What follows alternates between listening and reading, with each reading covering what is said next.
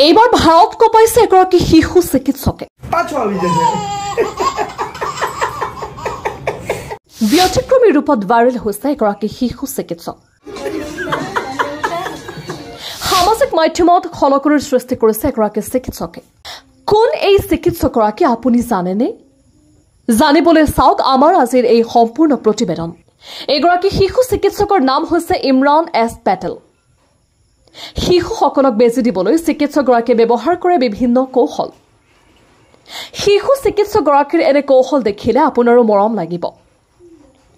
চিকিৎসক ইমানৰ এনে কাৰ্যক সকলোৱে প্ৰশংসা কৰিছে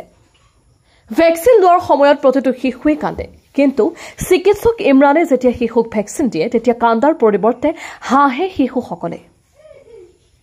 ইমৰান এছ পেটেলে শিশুক বেজি দিলে শিশুটিয়ে বেজিৰ বিষ পাহৰি যায় চিকিৎসকগৰাকী শিশুক ভেকচিন দিয়াৰ পূৰ্বে শিশুসকলৰ লগত খেলে আৰু গান গায় মুঠতে শিশুটিৰ মন আনফালে মস্কুল ৰাখে চিকিৎসকগৰাকীয়ে শিশুটিৰ সৈতে শিশু হৈ পৰে চিকিৎসকগৰাকী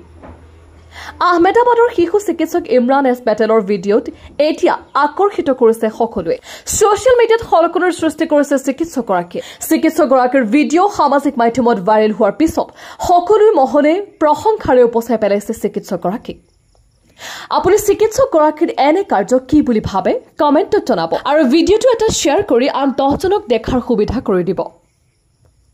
news desk report news express